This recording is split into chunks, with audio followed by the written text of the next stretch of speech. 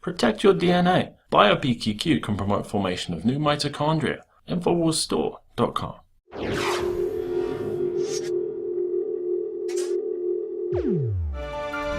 Now, the hacktivist group Anonymous has come out to say that they will avenge Charlie Hebdo attacks by shutting down any jihadist websites or anyone affiliated with them on social media. The group released a video and a statement via Twitter with a message for Al-Qaeda, the Islamic State, and other terrorists, and it was also uploaded to the group's Belgian account. The group says that they're going to track down and close all accounts on social networks that are related to terrorists in order to avenge those who have been killed. A backed-up statement on Pastebin said, "Freedom of expression has suffered inhuman assault, and it is our duty to react."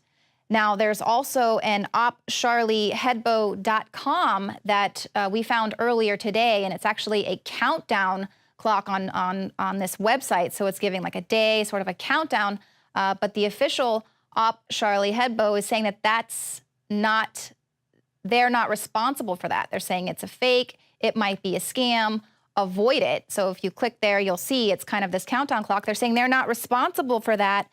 Now, officials have also come out saying that they're warning about a cyber Pearl Harbor. So here, if this Op Charlie Hebdo is saying that they're not responsible for creating this, are we going to see a Pearl Harbor and then maybe blame it on Anonymous? We'll just have to wait and see. But now this is coming from the chairman of the House Committee on Homeland Security, Michael McCaul, and he's here using this Sony attack to call, of course, for stricter cybersecurity legislation.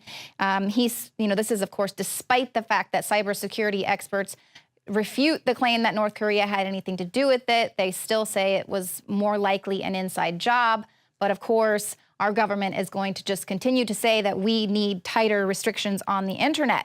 Now, McCall says that the real significance here lies in the fact that, according to the FBI, this marks the first major destructive cyber attack waged against a U.S. company, and there are little to no consequences for conducting cyber attacks. So criminals and nation states are becoming bolder in their threats and their behavior.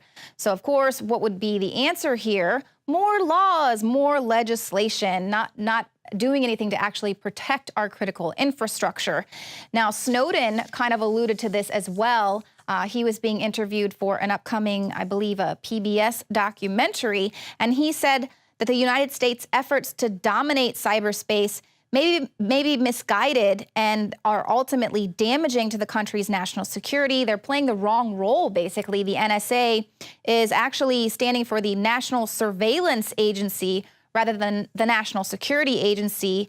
He's basically calling for the NSA to defend us from internet-based attacks rather than going out and targeting foreign countries and exploiting vulnerabilities, because this is if the foreign countries that we are attacking take this similar cyber posture and start trying to attack America's critical infrastructure, we have a lot more to lose because we are so dependent on the internet. Our tech industry is basically the backbone of America. And Snowden actually spells it out here, and he says that they don't even have to target power plants. All they got to do is target the core routers that tie our internet connections together and take down entire parts of the U.S. by just simply hitting these core routers. And of course, because of this, we should focus on making a more secure and reliable and trusted internet rather than one that is set up on a system of exploiting vulnerabilities, and that the NSA is actually making us weaker. But it's interesting to note that Snowden kind of backtracked on something that he was saying in the transcript here. He's basically explaining exactly what CISPA is. CISPA is the government saying, play ball with us, or the NSA saying, play ball, and we will give you legal immunity. He says cyber intelligence sharing between private companies and government agencies is basically granting total immunity to private companies if they share all the information on their customers, immunizing companies in a way that allows them to invite groups like the NSA or the FBI if they voluntarily, put these surveillance devices on their internal networks. They're going to immunize these companies for giving your information to the government willingly.